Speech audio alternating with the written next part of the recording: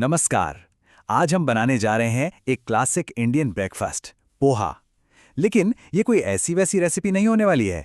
आज हम इसे बनाएंगे यू कैन कुक चैनल के मोहित के स्टाइल में, उनके खास अंदाज में। तो चलिए शुरू करते हैं। देखिए, मोहित की शुरुआत ही कितनी सीधी और सिंपल है। आज हम बनाने जा रहे हैं पोहा। कोई तामझाम नहीं, कुछ नहीं। और सच कहूं तो यही सादगी इस पूरी रेसिपी को बहुत खास बनाती है। तो चलिए इस सफर पर आगे बढ़ते हैं। तो सबसे पहले बात करते हैं इस डिश के हीरो की, मतलब इसकी मुख्य सामग्री की। भाई, किसी भी अच्छी डिश की जान तो उसके सही इंग्रेडिएंट्स में ही होती है ना। अच्छा, तो पोहा मतलब चपटा चावल, ये तो हम सब जानते हैं। पर मोहित की रेसिपी का पहला और सबसे जरूरी सीक्रेट है मोटा पोहा।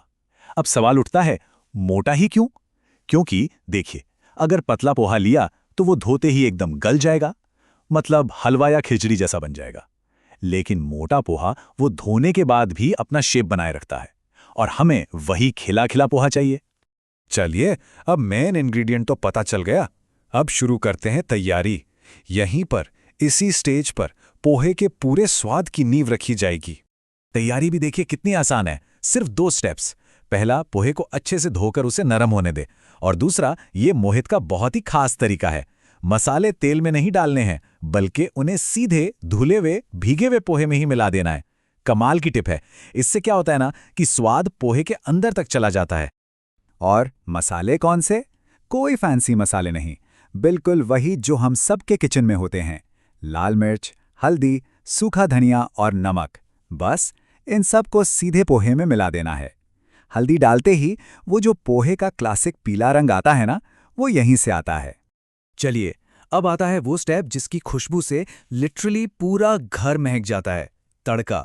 सच में यही वो मोमेंट है जब गरम तेल में मसालों का जादू खुलता है और स्वाद का असली धमाका होता है। तो देखते हैं मोहित के तड़के में क्या क्या है।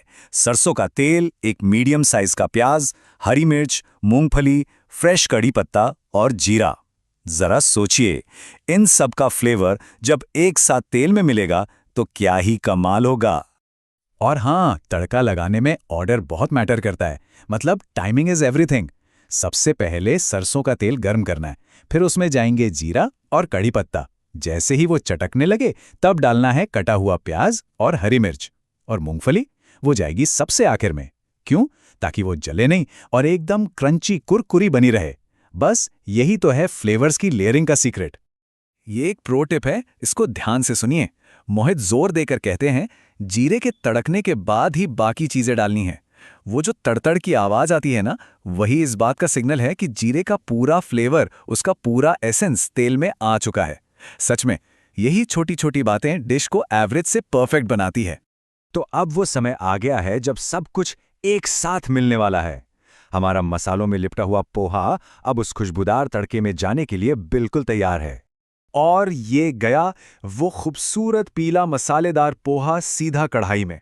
अब ये मिलेगा उस भुने हुए प्याज, मूंगफली और जबरदस्त तड़के के साथ। बस यहीं पर सारे फ्लेवर्स मिलकर एक हो जाते हैं। रुकिए, एक बहुत बहुत जरूरी बात। जैसे ही पोहा कढ़ाई में डाला, पहला काम है गैस की फ्लेम तुरंत कम कर देना। इसे बिल्कुल मत भूलिएगा। क्यों?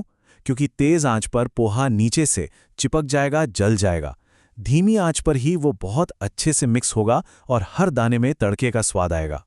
हमारा पोहा ऑलमोस्ट रेडी है, लेकिन अभी फाइनल टच देना बाकी है। और असली मजा और फ्रेशनेस तो गार्निशिंग से ही आती है। तो मोहित के फाइनल टचेस क्या हैं? 3 चीजें। सबसे पहले कटे हुए टमाटर, जो एक सॉफ्टनेस और हल्का सा खट्टा मीठा स्वाद देते हैं। फिर आती है भुजिया नमकीन, जिससे मिलता है वो जबरदस्त वाला क्रंच। और आखिर में ताजा हरा धनिया। इसकी खुशबू के बिना तो पोहा सच में अधूरा है।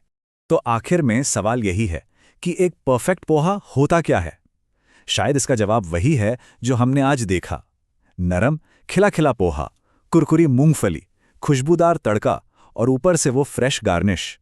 ये सिर्फ एक रेसिपी नहीं है, ये असल में अलग अलग स्वाद और टेक्सचर का एक खूबसूरत बैलेंस है। सॉफ्ट, क्रंची, मसालेदार, फ्रेश, सब एक साथ।